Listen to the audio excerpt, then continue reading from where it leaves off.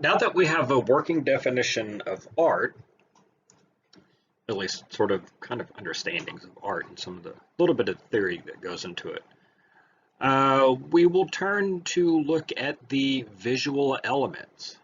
So the visual elements are, what do we actually see? This thing that is in front of me, what is it made of? So these are the sort of, as I describe it, the physical things that you see, line, shape, uh, mass and form. When you get into 3D pieces, does it have mass? Does it have form? Height, depth, width. So it's in 3D. 2D, where you depend a little more on line and shape, and the figure and ground that we'll get into. Light, and light has some sort of, so the newer aspects of it. So the visual elements is not sort of a finished list of things. So where we have digital and electronic light, starting in the 60s, artists like Dan Flavin and Bruce Nauman, they start working with fluorescent lights and neon lights. So they start bringing electronic lights into it, and of course digital lights. Now we're working with projectors and LED monitors, and as technology advances and changes, artists are again using these different things to create pieces. So the visual elements, in a way, is not a finished list. And so with light, that's where we also get into value, lights and darks. When you get into the implied mass, implied thing, so that you have this believable 3D object on a very flat surface, such as a drawing or a painting. That's where you get into value. And then color. How does color work? What are the ways that color is used? How is color perceived? So getting into some basic color theory. So starting off with line, and line is the most basic and simple of all the elements. You could say this is the starting point for lines, so that we have actual lines, lines that you actually see, lines that are actual there, or implied lines. When we get into the design principles and creating focal points, we get into implied lines. Lines that technically are not there, but because of in this sample, how the little dots are in a row, cut along or trace the dotted line, cut along the dashes. Here the sort of wave shape is created by the little bars. Especially when you get into typography and layout, how fonts and all that are manipulated to sort of create this pathway for the eye to follow. So those are the implied lines. So this imaginary line that your brain creates. So a couple of different examples of line. So we got the Keith Haring Untitled, of course, little winged mermaid flying up out of the ocean, little dolphin there at the bottom. So again, it's just basic contour outlines. It's just real basic line work. And basically the Richard Serra is the same thing. If you were to see his preliminary sketches, his preliminary ideas, they would just be all these little squiggly lines, these kind of circles, little cone shapes. They would start off as basic lines, and along the way they get sort of reconfigured into this 3-4 inch steel plating that he uses. But for all practical purpose, it's like taking a line and giving it 3 dimensions to it. Basically what the Richard Serra is. Another wonderful example are the Nazca lines. So down in Peru, in the Nazca Desert, uh, they created these, gigantic drawings. They're just basic line drawings. So there's a lot of different ideas and explanations on why they created them. They even, tried to figure out how they created them. How could you create these, gigantic drawings that you really can only see from, far up above. So basically, they're trying to draw these images to make the gods happy, to sort of represents the gods. And at the same time, one of the theories behind the lines, when you get into this idea of implied lines or imaginary lines, that some of the different lines is the one that you can see sort of above the hummingbird, sort of up in the top third, going kind of about a third way into the photograph, starting on the left and going all the way over to the right. You can see a line there. So one of the theory that these gigantic lines also point to, is one scientist is thinking they pointed to a water source. So something to keep in mind about this desert in Peru. It's considered one of the driest places on Earth. So a good wet season for them is about 3/4 of an inch of rain in a year. So hardly any rain, but yet the Nazca culture thrived there and created these giant, beautiful outline drawings. So while line is the most basic and simple, it can also be kind of the most complex of the elements. So the Cy Twombly Untitled, something to note, the material he uses, wax crayon and house paint. Who uses this stuff? What would be the point of using these materials? And what is he doing with this? What's going on? It's all this sort of scribbled kind of mess. And really, that's sort of the point of it, that Cy Twombly, going with the notion that we have this ingrained intuitive act of mark making and drawing, that thousands of years, you go back to look at the earliest art, it's simple little line drawings. So we have this act of drawing in us, especially when we're stuck on hold, like tech support, because Pearson's not jiving with Canvas like it's supposed to, so you got to call Pearson and you're stuck on hold with the real staticky music, even though we live in the digital age. You start to doodle, you start to make these marks, whatever it may be, you're making these marks. And so that's sort of what Cy Twombly is going after, this intuitive act of mark making. So using wax crayons, this child drawing material. Only children will use this stuff. So that's kind of part of it, that the doodle, the scribble, is an important act of mark making.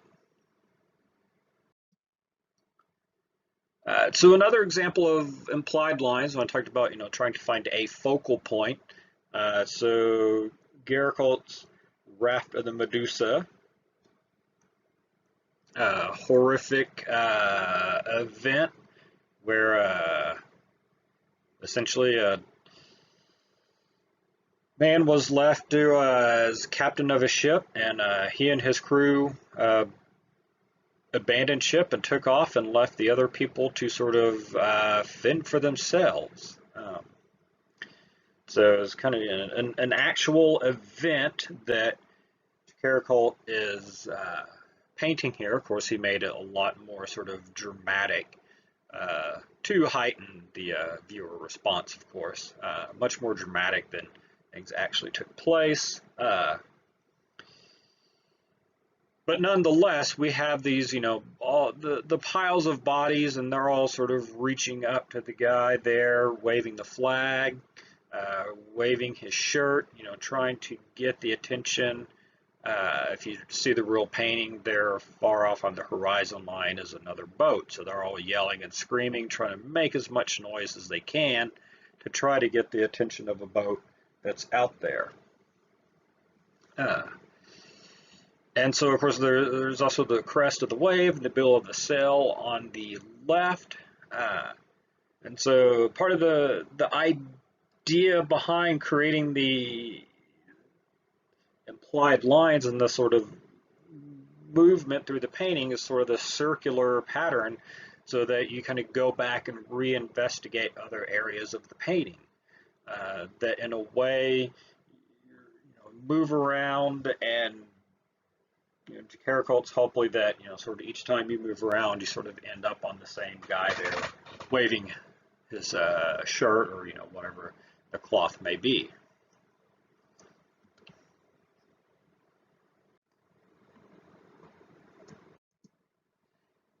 Another fun example of implied lines, Robert Longo's White Riot. So here we have these people fighting and shoving and having sort of some kind of altercation, each one kind of flowing into the other, trying to stop or save, what's going on. But there's almost sort of this kind of figure eight or infinity direction or line that sort of goes through the painting. Oftentimes we want to sort of start in the middle and kind of start going off to we'll just say going off to the right. I always talk about how looking at artwork, we kind of look at artwork like a sentence, starting on the left, moving to the right. So some of the times, like start in the center, and you see this lady on the right reaching over and grabbing the one guy's his bicep, and you sort of follow her arms around, and she points to the guy whose arm that she's grabbing. And you see this other lady trying to reach in or grab the guy whose arm's getting grabbed, and she's having this sort of confrontation with this other guy. And so really, as you kind of move through all the arms and sort of the poses, you sort of get this infinity or figure eight, so that you're sort of constantly sort of moving through this, through the implied line. So some of the things that lines are used, vertical lines creating strength, stability, and authority. So we get into architecture, especially classical architecture, the Greeks and Romans. Especially get into Roman architecture. Romans would build specific buildings to basically show their might, their military might, and that they've been conquered. Then horizontal lines are usually sort of peaceful and tranquil and passive. Diagonal lines typically create sort of a movement or action or kind of a drama, like the Jacarakult and the White Riot by Robert Longo. And then Thomas Eakins, the Bingling Brothers Racing. So kind of, showing these clouds and the oars on this diagonal, and even sort of the background, the water's edge there against the shore, it's kind of at an angle. So this idea that these two guys are actually sort of, shooting across the water in this rowboat.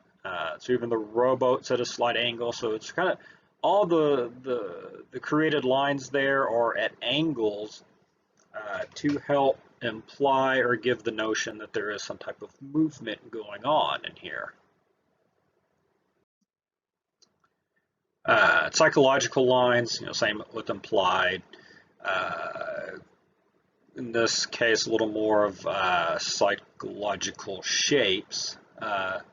So Leonardo da Vinci, pick on him a little more. Madonna of the Rocks, where you have Madonna, her cousin. So we got, baby Jesus and young John the Baptist. They're all hanging out together.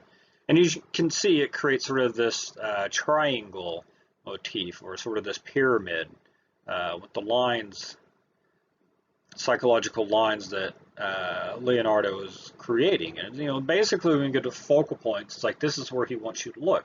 And this triangle is where all the action is. Everything on the outside is just a bunch of visual fluff.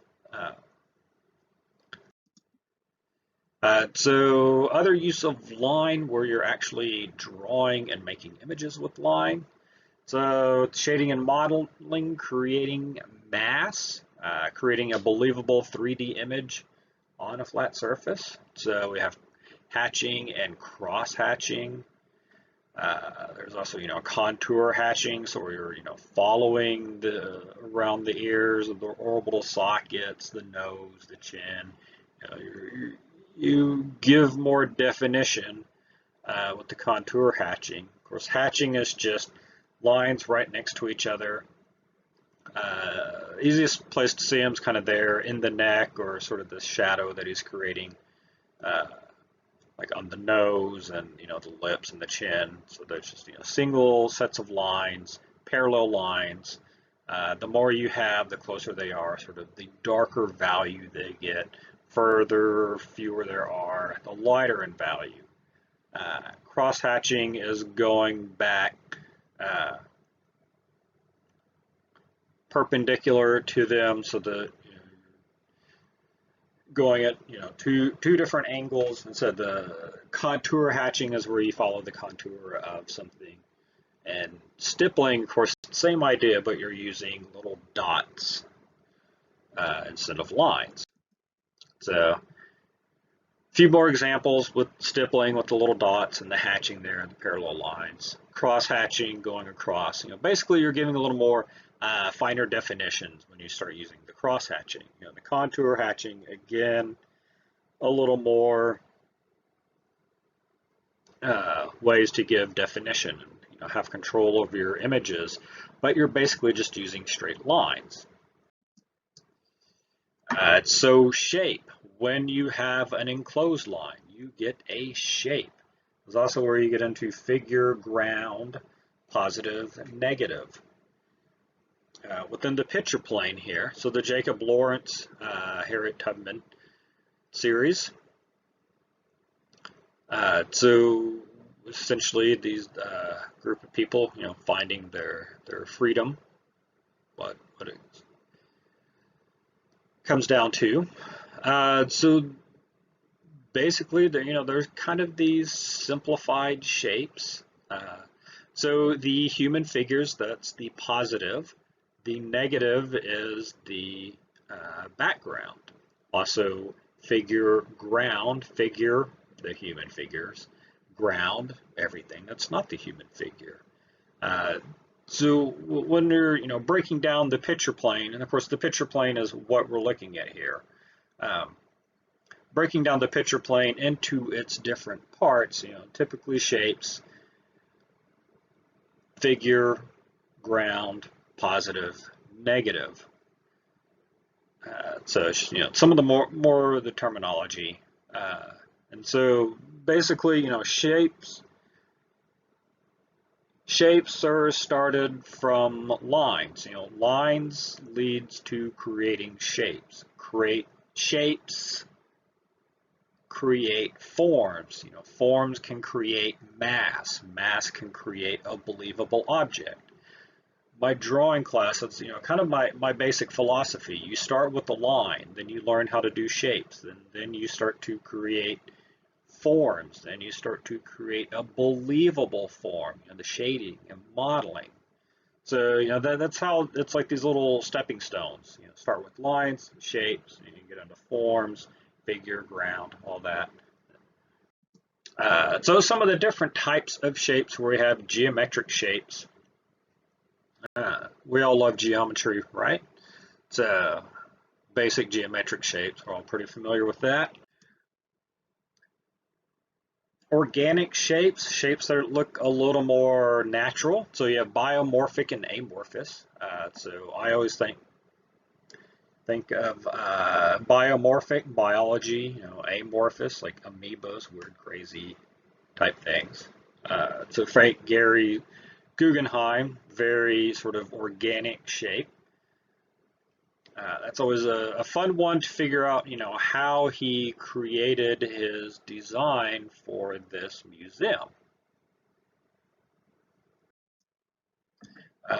So a biomorphic shape, the Elizabeth Murray, you know, I always think, biology, think of organs and things like that, uh, stuff from biology, an easy way to, description of biomorphic shape. Um, So as we discussed, the figure ground, there's also the figure ground reversal, where artists want to play with what you are looking at. So the Rubin vase, are you looking at a vase or are you looking at a profile of two people looking at each other? So I'm sure a lot of you are probably familiar with images like this, but it's basically, playing on your preconceived idea of what you were looking at. One of the other things I would stress in my drawing class is like when you start to learn how to create your figure through the background. So if you see these two faces looking at each other, they are created because of the background, being black. It's the, opposite color, basically. Um, or the same thing with if you see a black vase, it's created through the white shapes. So it's sort of this image is created through the background. One different way to look at it. So a way that is used by artists. So the Edward Stinchen, Rodin, and his sculptures, Victor Hugo and the Thinker. So it's a carbon toned print, and basically has high contrast. And high contrast, for those not familiar, is essentially where you have black, white, and very few shades of gray. So if you were to, break this down, there's probably 3 or 4 shades of gray in this. Where typical black and white photographs will have, hundreds, thousands, sometimes millions, depending on the size of the negative and all that. Uh, so the question I like to ask in this is, which is in the foreground? So you break down the picture plane: foreground, middle ground, background. What's in the foreground? Is it Rodin or is it the Thinker? We can eliminate Victor Hugo because there's stuff in front of him. So typically, when things are in front of one another, whatever most stuff is in front of, that's the background. So then it becomes, is it Rodin or the Thinker? Which one's closer to Stinchen's camera when he's taking this picture? So that's sort of this idea of the figure ground reversal. What's sort of in front? It becomes sort of complicated and hard to tell. So other things, shapes as icons. We'll get into iconography a little bit later. Uh, but as far as, simple shapes, icons, the Christian cross, Star of David, yin and yang. It's basically the simple shapes that have this preloaded content. Even if you are, not of the Christian faith, you see a cross and it's, Christian. Same with, the Star of David, or yin and yang. You might not be a master of Taoism, but we, for the most part, we see a yin and yang sign, you know, the little squiggly line, white, black, and two dots, you know, the opposites, dualities, night, day, love, hate, good, evil. Um, Other things with shapes as icon when you get into corporate logos, the apple, the golden arches, all these, you know, different simple little shapes that you see and you recognize them and you know what they are almost immediately. So that is it for this set.